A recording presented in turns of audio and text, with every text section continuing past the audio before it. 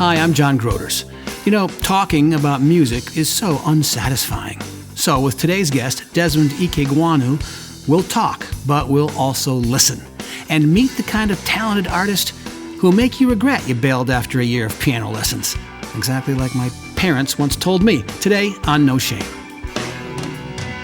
Have no shame, no, we are not afraid, no shame of the gospel of his name.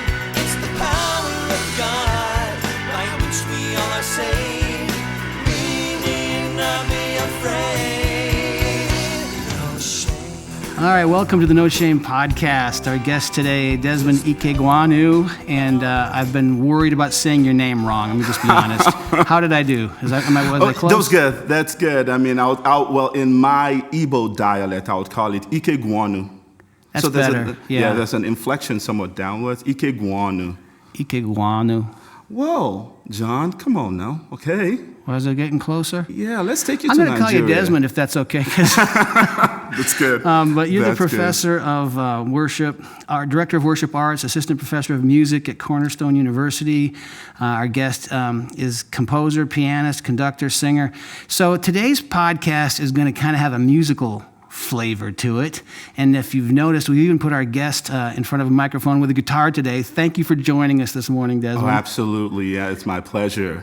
So we're still doing podcasts in the coronavirus days. And so I just don't ever want to ignore that such an ever-present reality for so many things that we are doing. So let me just start talking with you about university life, because you're quite intertwined in both worship and teaching. What's going on? Cornerstone University, by the way, is a Christian college in Grand Rapids, Michigan. What's it been like for you?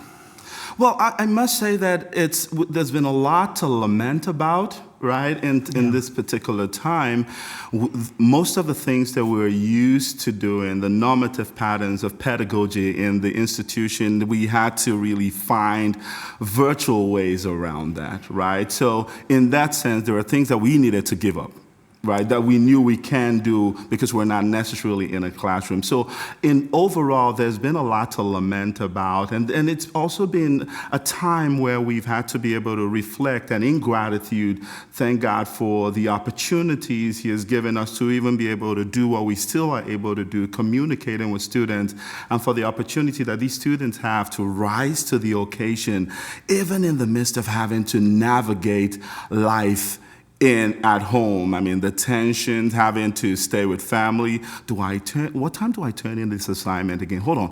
I'm supposed to actually take care of my little brother. Do you get what I'm saying? Like all of those difficulties. So it's been intense for us as professors because we're like, how do I carry on with this, whether asynchronous or thereabout? How do I navigate what life is like in this phase, in this season? So it's been intense. There's been a lot to lament about, but then also there's been a lot to reflect on and still be grateful for and give thanks to God for, because He's always there helping, guiding, opening our hearts and our minds to what we need to do and how we need to go about the challenges of the present reality.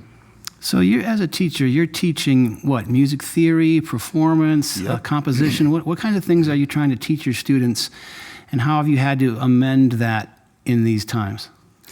So currently, this past semester, I taught music theory, I taught music and worship course, I taught an orchestration course, I taught piano, I also taught, what else did I teach? I mean, it's like it's been forever because it's been a while. I mean, all of these courses, I had to find ways around giving instructional assessments that allows the students to still get the content in these instructional assessment in the models that I found sufficiently productive or better for them. And through these instructional assessments, I've been able to find ways around allowing the students to do these projects and grow through the process, right? Now, but there's another thing.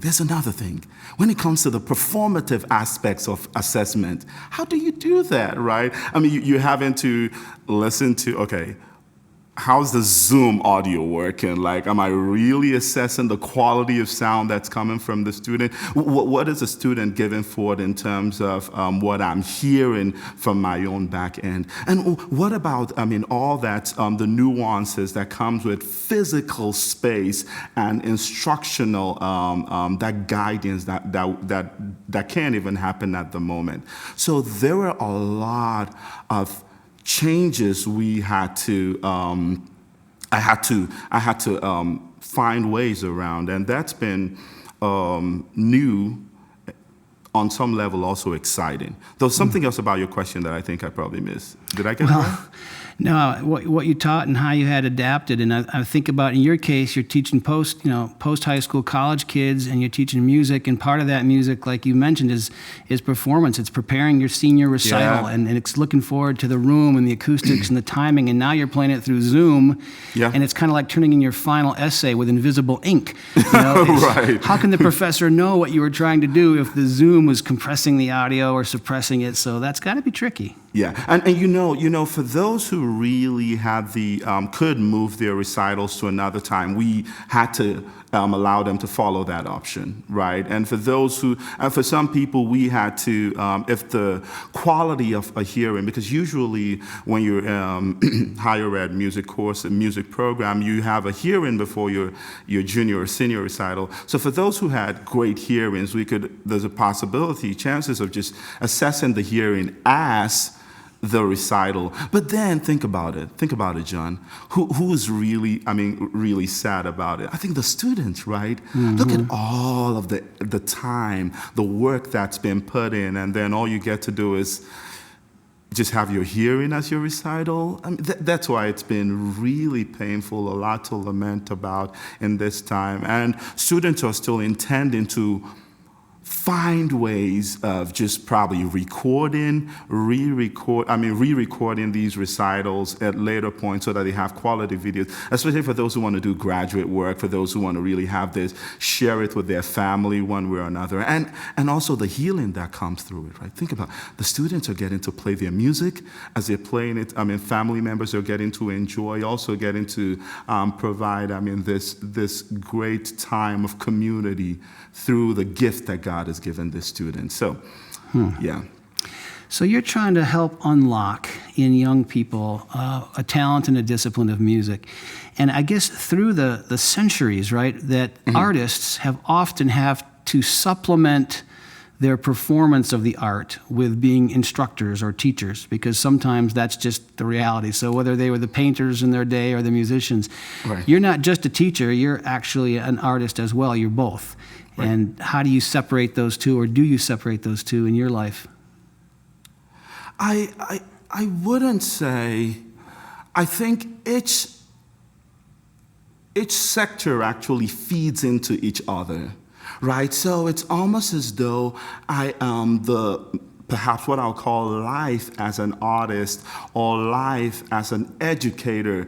They both complement each other. I'm allowing both of those to really interact. My time connecting with the student allows me to really understand all of the dynamics of the creative endeavor, helping me discover models for pedagogy that would even inspire my creative outlets per se. How is the student able to understand this particular harmonic structure?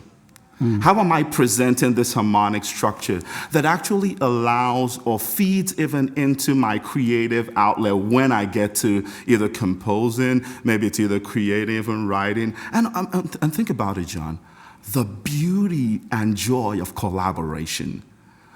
Because that's what pedagogy is all about. It's the opportunity you're giving the students to collaborate with you, and boy, the joy that comes through the energy that you get, the all of the challenges that might even come with it. But it's beautiful in itself to be able to collaborate. So you're learning even from the students, because you have your doctorate doesn't mean you've stopped learning, right? And there's a whole lot you're learning from the student, from instruction that's feeding into your own research. So I get the privilege of not just performing when I want to, or creating when I want to, or writing, but to also help give voice to people who are students who are desiring a way of actually building the gifts and talents God has given them, and helping them attain an openness that allows them to see, because that's what we're doing. How can you rightly see, and how can you rightly assess, even in a world where assessment sometimes could be leaning towards, different biases and lenses that kind of holds us bound? How can we really be able to rightly assess from a framework? And that's what we're helping the students do, right? Virtuously, adapting models, forms, historically, in the present time, and just being able to create something that's going to speak into the future. It's beautiful. It's great. You've pretty much talked me into wanting to go back to school again. Oh, no. My music professors, I think, were there to beat me down. But I think if you could be enticing any young person who's interested in music, man, I think you just did a great inspirational speech to kids to apply to Cornerstone. But I want to take you back to your young days as a boy. When did music open up for you? How did you kind of first discover your love for music? Where did it come from? That's interesting. And where did you grow up, by the way? Oh, I was going to say. So I grew up in Lagos, Nigeria. So for my Nigerian people that might be listening to this podcast, they'll want to hear me say Omo Najanimi, which is a pidgin language. It's pidgin language for I'm a Nigerian. Omo Najanimi. So I grew up in Lagos, Nigeria. Spent all of my time in Lagos. And then my parents were there. Finally, my dad has kind of been shuttling between the States and while we were growing up, and my mom later came over to join him while we stayed with my grandmother, which is just wonderful. She actually helped me grow my love for my native language, actually. And during that time in Nigeria, I began from going to church, I just had this fascination about the arts. What God is doing in the arts, and just being immersed in my cultural language, being immersed in the arts and my culture. So can I tell a story, John? Do you mind? No, these are podcasts. They're all about this kind of thing. Absolutely. So I used to help my mom at a store.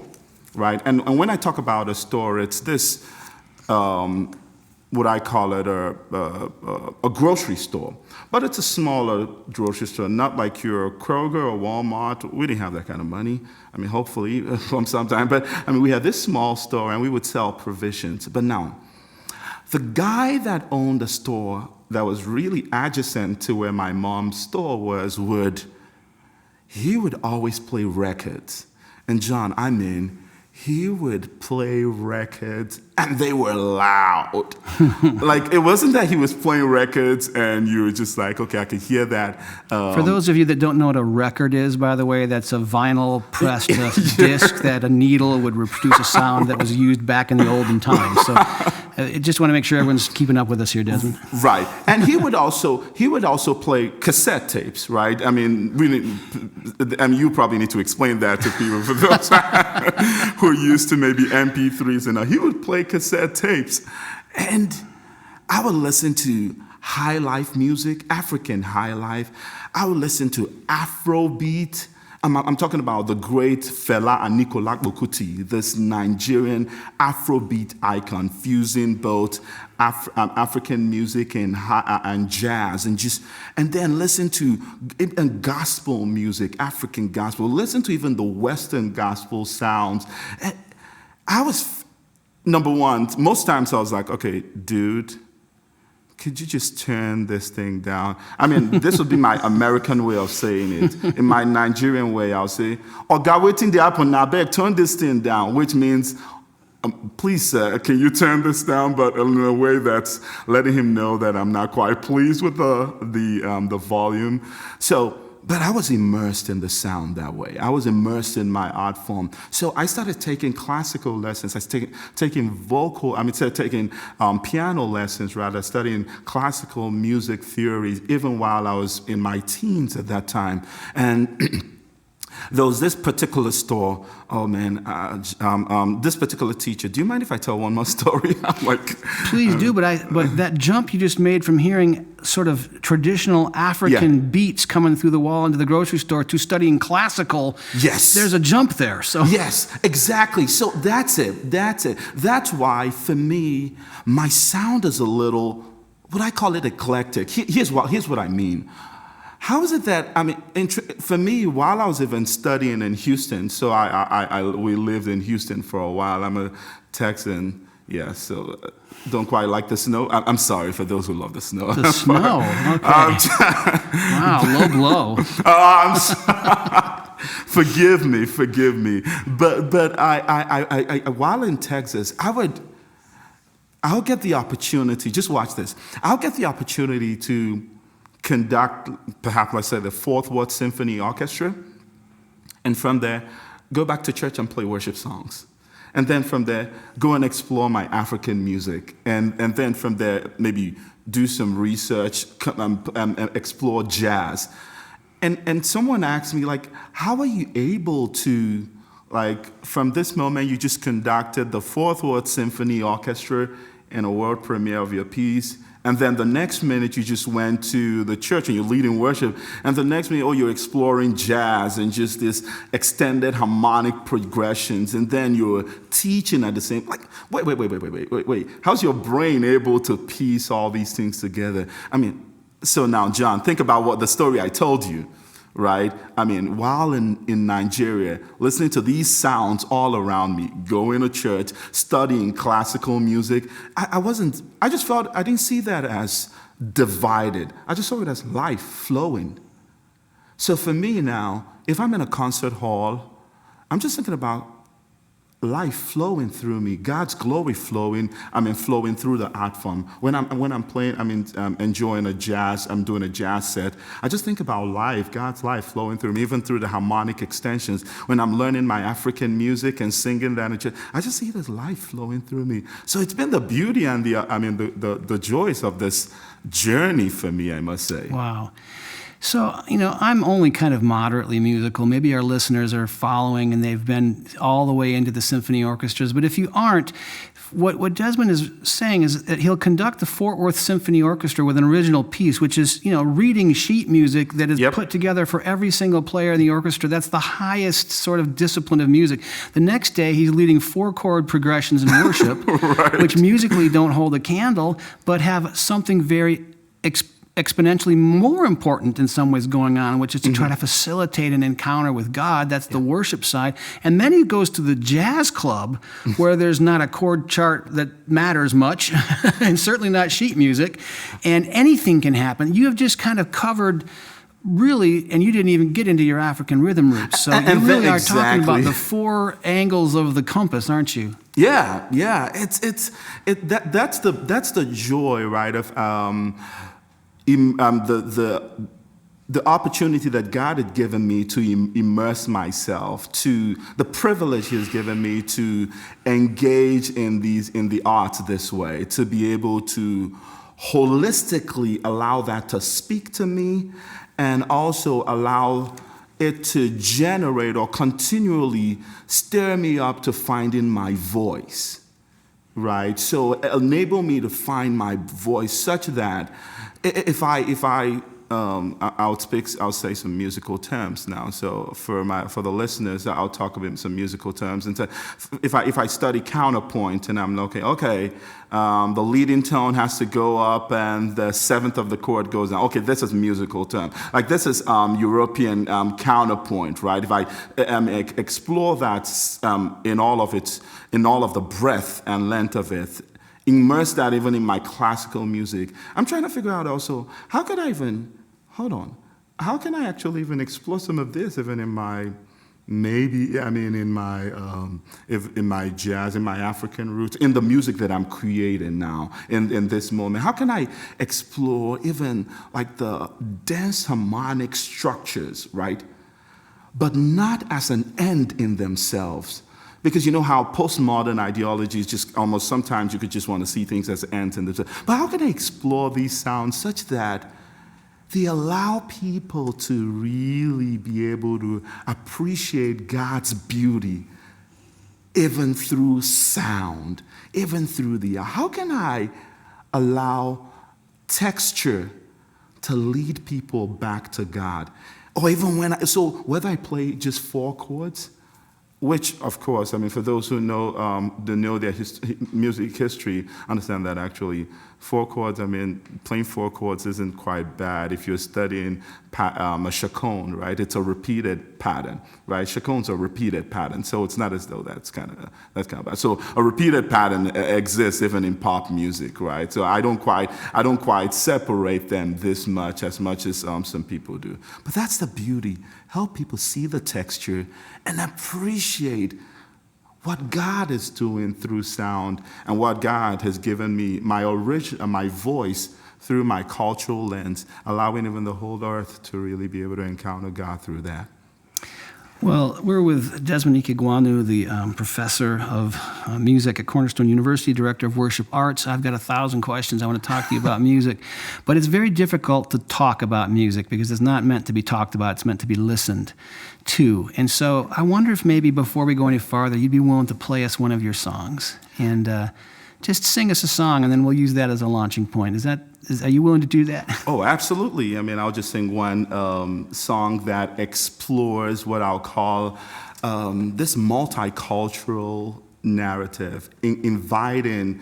It calls the name of God even in different cultures. You hear Yesu, you hear Oba. Oba means in Yoruba God, right? So we're exploring that even in song.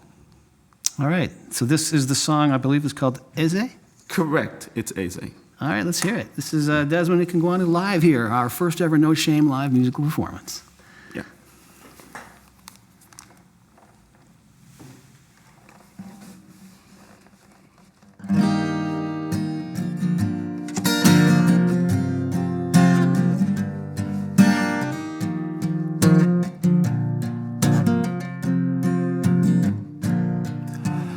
Rock of Ages, Eze, Eze, Rock of Ages, Eze, Eze. You're the Rock of Ages, Eze, Eze, Rock of Ages, Eze, Eze. You're the strong and mighty, Obao, Obao, strong and mighty, Obao, Obao, strong and mighty, Obao, Kabiesio, strong and mighty, Obao, Obao. Lord, you are worthy, you're worthy of praise. Take all the glory, your name is lifted high. Lord, you are worthy, you're worthy of praise. Take all the glory, your name is lifted high. And I'll serve you only, Jesus, Jesus. I'll serve you only, Jesus, Jesus. Only you can satisfy, Eze, Eze. Only you can satisfy, Eze, Eze. Lord, you are worthy, you're worthy of praise. Just take all the glory, your name is lifted high. Oh God, you are worthy. Oh God, you are worthy. Oh God, you are worthy. Oh God, you are worthy. Oh God, you are worthy. Oh God, you are worthy. You're coming back again, Jesus, Jesus. You're coming back again, Jesus, Jesus. You're coming back again, Jesus, Jesus. You're coming back again, Jesus, Jesus. God, you are worthy. Oh, God, you are worthy. God, you are worthy. God, you are worthy.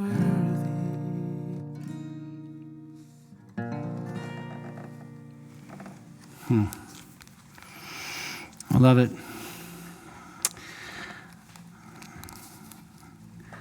I love it. I hope you're listening to the podcast today and you're listening to Desmond Ikegwuonu.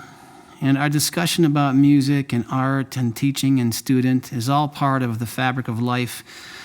This podcast is called No Shame at the Intersection of Faith and Culture, and music sits right at that corner, doesn't it? There's no culture in the entire world that I've ever seen, and I've been to I don't know how many countries, about 100, that I haven't found music at some point at the center of that culture, and it's even at the center of the kingdom of God. It's in the Bible all through from beginning to end. So you write a song like that, a worshipful song to the King, and it's right at the center of the kingdom of culture, in God's culture and in ours. That's beautiful. Thank you so much. Thank you. Well, it's great to hear music. Like I said, you can't just talk about it. So all of our discussions, all of a sudden, they take a different tenor once we hear you sing and play. Because as eloquent as you are as a teacher in the spoken word, your voice is different, right, when it's singing? Yeah. What's the difference between speaking and singing? It's putting sound, or musical sound, to what the text that you're actually you're actually speaking, and more so even allowing harmony, rich harmony, to communicate the beauty of these words, right? So rich harmony to really help serve poetic text. That's what it is, right? Harmony, melody, serving poetic text when we're singing, and even our the virtues and all the things that we embody as beings made in God's image comes forward vocally as I'm singing. It's a different thing when you're speaking, right? You could talk, but somehow people remember. A song, oftentimes they might probably not remember the whole sermon. Sorry, no offense to pastors in that sense, but you hear what I'm saying? Like they hear the melody, they hear the song, and it's like, wow. So I always have a lot of stories. Do you mind if I share one? Please do. I was actually serving at a church, and after every single time our service, sometimes I would just sing a song. Light of the world, you step down into darkness. Open my eyes, let me see. Right, we'll sing all these songs, right? What a beautiful name it is. What a beautiful name it is. The name of Jesus Christ, my King. We'll sing all these songs, and I have young kids come up to me afterwards and say, "I really like that," and it's, for me, it brought me a lot of. It was humbling and also encouraging, because it tells me that we're able to put truth in the mouth and lips of these people And these young ones that they will be able to carry on even into their everyday life. And then it begins to shape their worldview. So we're putting text and sound, shaping and helping people respond and praise, and also still being able to really guide and shape their worldview for the kingdom, right? That's the beauty. Man, you're opening up a door that I'd love to just spend another month exploring, which is what do we put in our ears and how does it affect our hearts? Because, Right. You're singing Here I Am to Worship, or what a beautiful name it is. I don't even follow my own advice as much as I wish. My daughter just gave birth 2 weeks ago, and she sent me the soundtrack that she used to give birth by. It's a list of new songs that she's used. And those songs that she had during that day of labor, Yeah. I haven't listened to her list yet. It's a crazy list, but those songs will always be associated in her mind, in her life, with the day that her daughter was born, and Eleanor was born to those songs. Her last birth, Enoch, 5 years ago, I remember she was singing You Make Me Brave, and she gave Wow. birth to Christian music and to the songs that were part of the experience. There's so much to what we put into our ears, and like you said, it affects recollection. Mm-hmm. There's emotion. There's in a script we call there's text and subtext. Well, music is full of subtext. The very chords you chose for essay, the major chords, the chords themselves are speaking a subtext. Correct. It's just a beautiful thing, and it comes through you through both talent and inspiration, but also discipline. Right? So you also have spent time learning how to play. How many instruments do you play, Desmond? What do you play? So I play guitar, I play bass, and I play piano, and then I play percussion, my native percussion. Right? So I play what I say probably four. And those, interestingly, when you ask singers, what do you play? I play voice. So maybe I play voice too, if you count that. Yeah, and it's one of those crazy little things that say you can have all the talent that God would give anybody, but if you don't take the discipline to learn the instrument, it can stay locked up and it cannot escape through you. And the time that you put in study and in discipline, and a lot of us bailed out early. I bailed out of piano lessons after a year, and everyone told me I'd regret it, but at 7 years old, I didn't believe them. Right. And now I believe them. I wish I'd have stayed in that keyboard world. But you have combined discipline that then gives you freedom. And that's probably what you bring as an instructor to kids. You're trying to give them that gift. Yeah, absolutely. I was actually, I just got a book. I love to read a lot. So as you have to anyway to keep up with all that's needed. And this poet, W.H. Auden, I think that's his name, A-U-D-E-N, Auden, he had this quote that says, to discipline passion, we need to discipline time. Right? To discipline passion, we need to be able to discipline time. So evidently, we need to ask ourselves, how are we using our time? Because our passion actually is interconnected with the way we're with the way we're using our time daily. So for me, it's been a journey of just knowing how to allow talent and time to speak in such a way that I'm able to discipline my time and allow my passion to constantly grow. The years of really sitting down on the piano and playing scales, oh my goodness. Who wants to just sit on the piano and just run scales back and forth? You're turning it around. And for those who know piano, they talk about you're playing the harmonic scales. You're playing, I tell my students, you need to play a major scale, you have to play a minor scale, you have to play a melodic minor scale, you have to play a harmonic minor scale, you have to play, and then if you go into jazz, you're talking about like diminished scale or octatonic scale. You're talking about a lot of these pentatonic scales. And so all of the time immersed in this study is actually a product of just disciplining our time and just allowing that. So I'm always in pedagogy, I'm helping students also to find ways to discipline time, so much so that offering and our sacrifice of praise to God through the means is pleasing to Him, because we understand the value that he's put in us and the response that we have to offer to him by disciplining our time and disciplining passion. Remember the verse? Present our bodies as a living sacrifice, holy and acceptable. That's pretty much what it is. Romans 12. I want to ask you a couple of questions in the time we have left, Desmond, about your native country, Nigeria. So how old were you when you came to the United States? I think I was like 56. I'm just kidding. I think I was probably either 18 or 19. And do you go back and forth? Have you been visited many times? You know, John, you just asked me a question that I'm a little ashamed to answer because I really haven't been back. And here's partly why, because my parents are all here, right? And I mean, I got married here, my wife is here, so our immediate family are in the States, United States, so that is actually perhaps not giving me the opportunity to probably travel back. And plus, man, from doing my undergrad to my master's and through to my doctorates, I don't think there's been that much time. I mean, taking summer classes and all. Oh, my goodness. Well, the reason I brought that up wasn't to, ask for, your travel schedule, but Nigeria, I haven't been to Nigeria, although I was scheduled to go this summer. It's been postponed.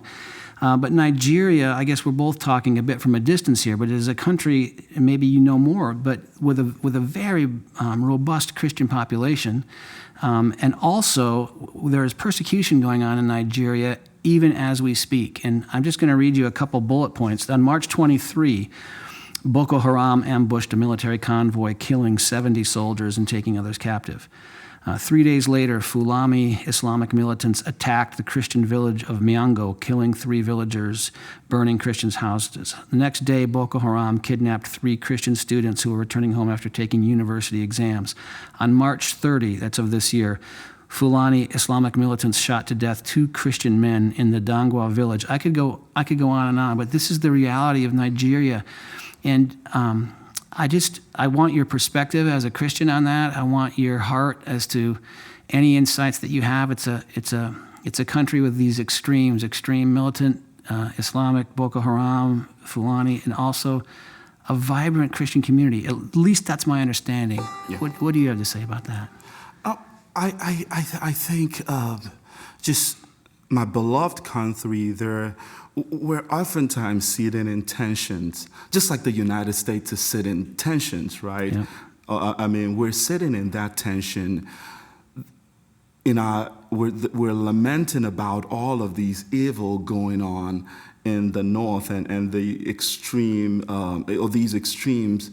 And then we're also seeing, we're also seeing God's move in other parts of the nation, right? The work of God being done there, right? So there is, in a sense, a call for us to both, in what we will call, in what Dr. Su Changla calls perhaps the theology of celebration and the theology of suffering.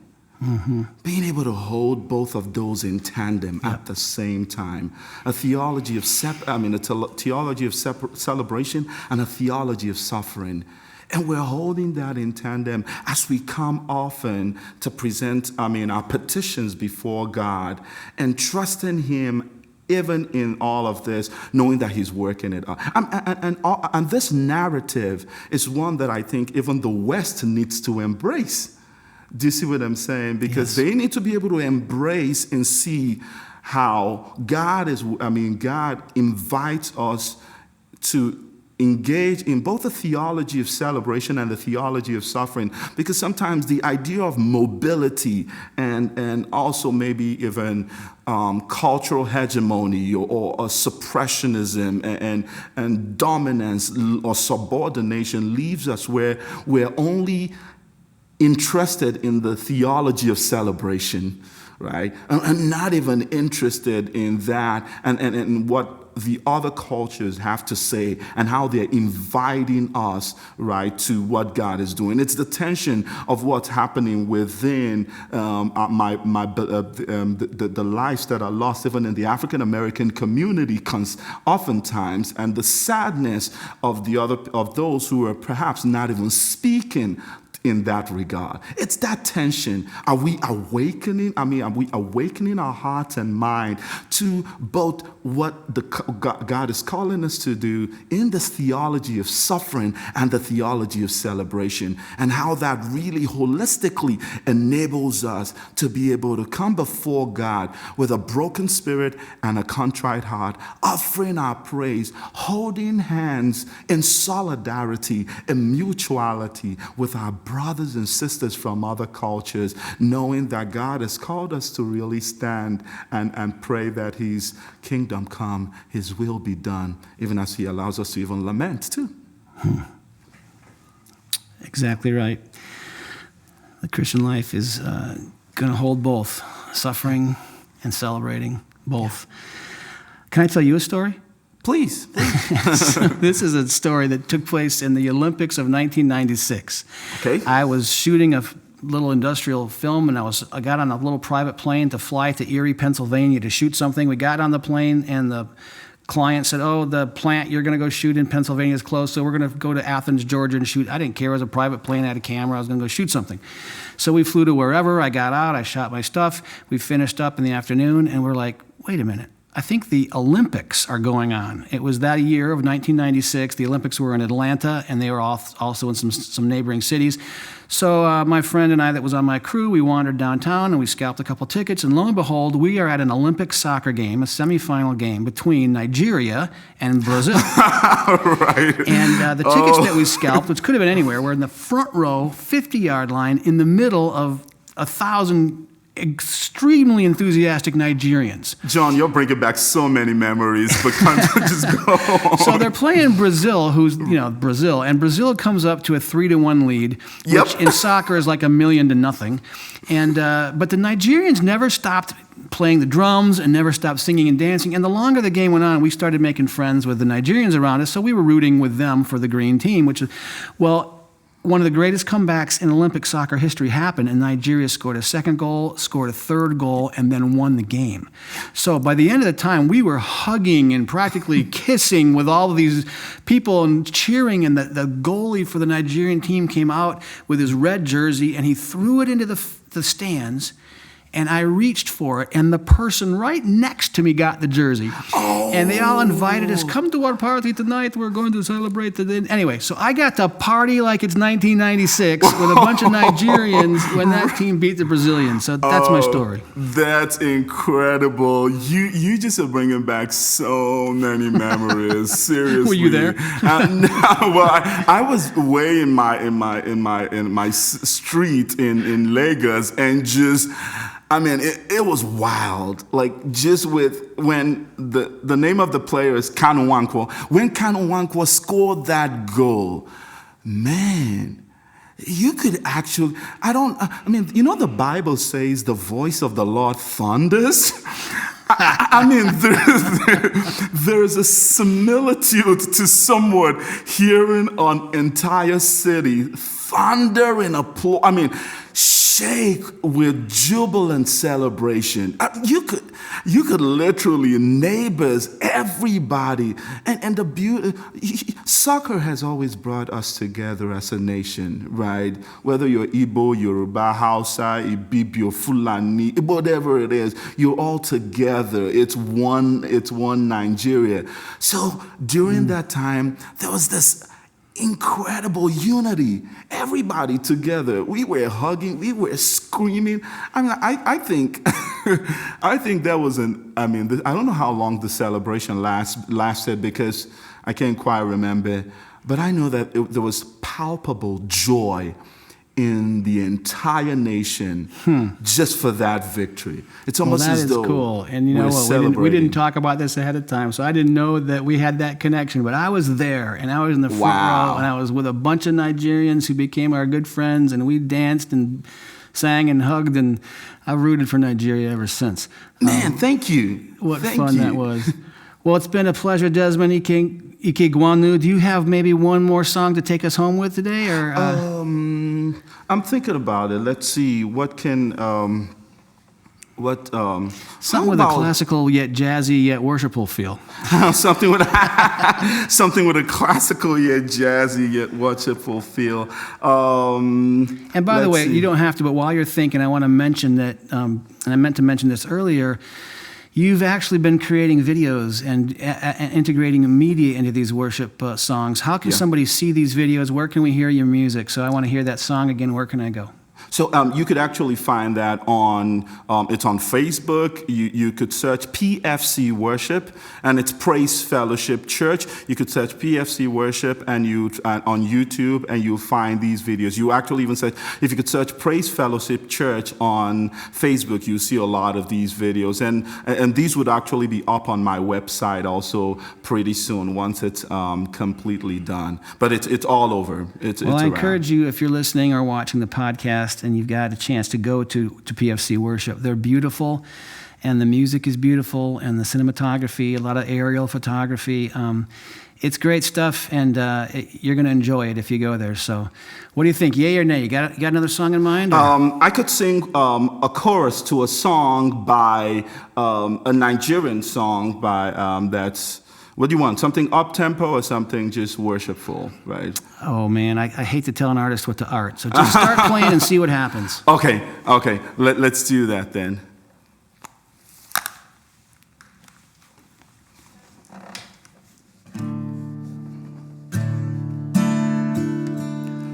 You've done so much for me, I cannot tell it all.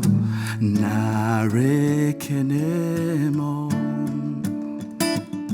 And if I had 10,000 tongues, it still wouldn't be enough. Narekenemo. Chukwu nagbo moriale, 'cause when you heal completely. Narekenemo. And chukwu marobimo, and isi kendule.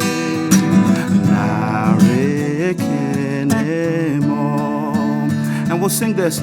Say nara nara narekene narekene mo. Oh nara nara narekene narekene mo. It says receive my praise. Nara nara narekene narekene mo. Receive my praise. Nara nara narekene narekene mo. Desmond Ikegwuonu on the No Shame podcast. Thank you for joining us today. You have blessed my heart, my friend, and I hope we can stay in touch in the future. Certainly will. God bless. Thank you, everybody. Thank you. Got no shame, no, we are not afraid, no shame of the gospel of his name. It's the power of God by which we all are saved. We need not be afraid. No Shame is a weekly podcast where John Grooters discusses life at the intersection of faith and culture with all kinds of interesting and inspiring guests. Subscribe to the podcast today by going to johngrooters.com, select the podcast tab, and hit subscribe. Don't miss any of these life-giving conversations.